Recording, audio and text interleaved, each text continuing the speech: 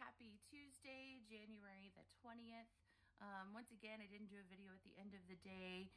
It wasn't quite as productive a day yesterday, but certainly rewarding. Of course, we just didn't have as many people here, so that tends to happen.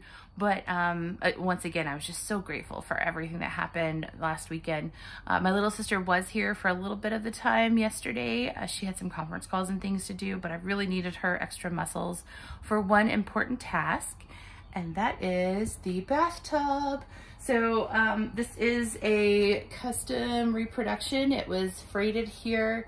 It's been in production for a while, but we just got it off the truck yesterday afternoon. And luckily it looks like no damage so far. I haven't gotten to go through it super thoroughly, but everything so far looks pretty good. I was super excited just to get up here and see if I made a dire misjudgment, or if everything actually will work out even better. To my surprise, I think I've actually seen a couple of positive surprises here, so that was really good. The first one being that I knew the dimensions were very similar, but didn't know if they were going to be dead on, and it looks like the footprint for this tub actually matches the footprint for the original tub that was here. There's a little bit of linoleum still left on the floor, which of course we will pull up, but I wanted to leave it so that, you know, we could see it and document it. And that linoleum mark where you can see the previous tub was matches up with the footprint of this one. So that is really, really cool, totally unexpected, but kind of awesome. And so we placed it right on top of that, and you can also see where the original water supply lines would have been, as well as the drain. So we'll just go ahead and reuse those. And thankfully my cousin Mike and I, we kind of cut all that stuff out yesterday or the day before so that we had access to all of it, and it'll be just so much easier to run everything again. So I'm really excited about that. I'm also excited about the amount of space that is afforded here on the back side of the tub. Having grown up with a clawfoot tub, my parents have a clawfoot tub, which means you have additional space underneath the tub to reach and clean. That's handy, but it's also additional space for things to roll under or animals to crawl under. So a little bit of 6 of one and half dozen of the other. I'm excited to have less dust to deal with there, but also want to be able to access this area in case you drop something, or just to wipe everything down and keep it nice and clean. There will of course be another, at least a 1/2 inch taken out of this wall, so it'll be a 1/2 inch closer, but I still think that this will be a really nice dimension. And speaking of, I was worried that I made a mistake in just the size that I chose. This is the medium size. There's a smaller one, and then there's one that's about 6 inches longer. My parents' bathtub, again, is about that 6 inches longer, but I think the dimensions just, for some reason, work out better in this tub. Both my sister and I have sat in it, and the width is awesome. In fact, the longer tub was narrower at the bottom somehow, so I'm kind of glad that that wasn't the case. And the soaking depth is 1 inch lower with a longer tub. So this one gets me a little bit more soaking depth and the dimensions that I need, and my legs come just to the end, so I don't have like that squished feeling where you're applying a bunch of pressure on your knees, but also where you're not just trying to keep yourself afloat and not sink down. So I think this will be a really great size, and I'm really excited.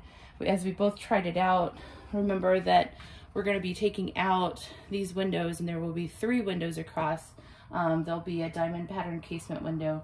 Of course, that's going to be kind of phase 2 of the telly house in general, but the view is going to be phenomenal. It'll be the tops of the trees and the starry sky, if we can keep the neighbors from putting on too much light, or you know, see the birds chirping and that sort of thing. So I am really excited about that.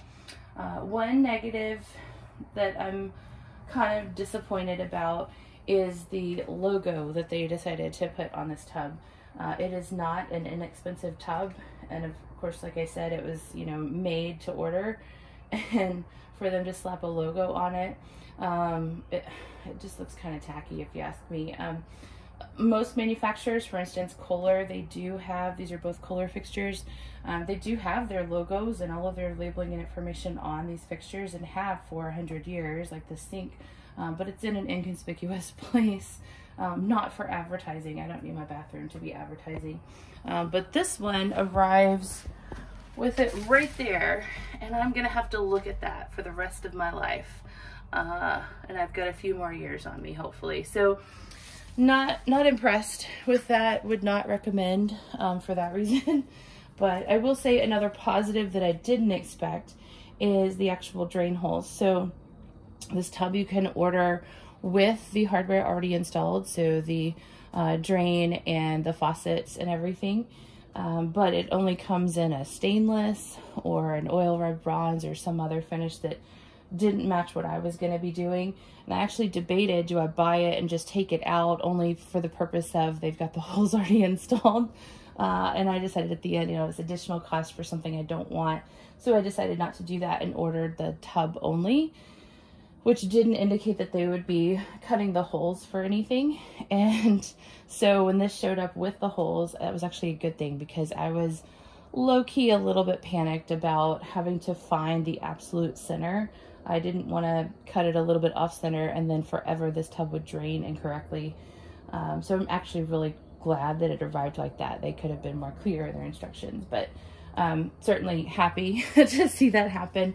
Now we just have to wait for one of the two fixture sets that I have picked out to get off of back order. The end of May is when that's supposed to happen, and I'm on the wait list. So fingers crossed that that happens.